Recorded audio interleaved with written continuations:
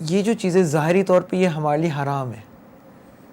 اب ہم آج کے مسلمانوں کے لیے یہ اصل میں ظاہری طور پہ ہمارے پہ عمل نہیں کرتا یہ, کیونکہ نہ ہم مردار کا گوشت کھاتے ہیں, نہ ہم خون پیتے ہیں, نہ ہی ہم خنزیر کا گوشت کھاتے ہیں. تو پھر اس کی میننگس تو ہمارے لیے یہاں اس زمانے میں افیکٹو نہیں ہے.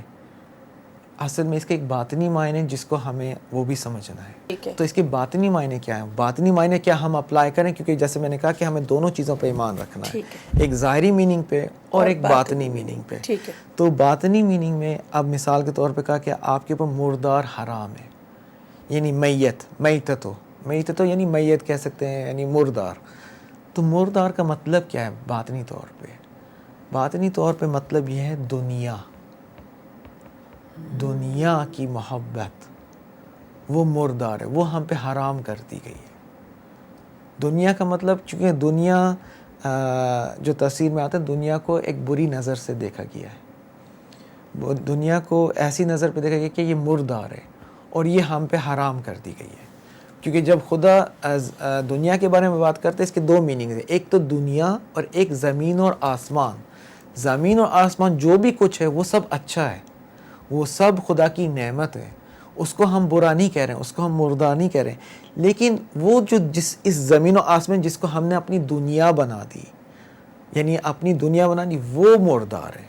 مثال کے طور پہ کیا چیز وہ, کہ جب ہم کہتے ہیں میں, میری گاڑی, میرا گھر, میرے بچے, میرا کورس, میری کوالیفیکیشن, میری جاب, میرا بزنس, میری ملکیت, یہ جب میں آ جاتا ہے یہ وہ دنیا ہے مردار.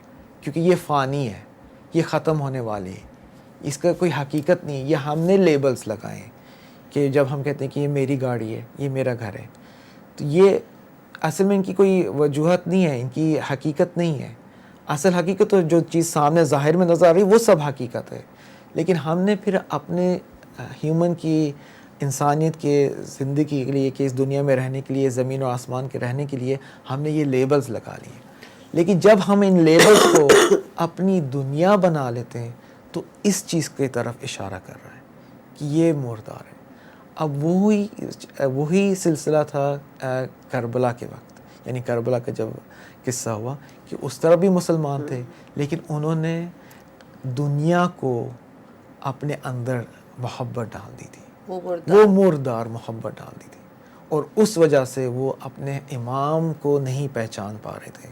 اسی وجہ سے آخر میں دین کامل ہوا کہ اگر آپ ان چیزوں سے اپنے آپ کو پرہیز کرو گے تو پھر آپ اپنے امام تک پہنچو گے.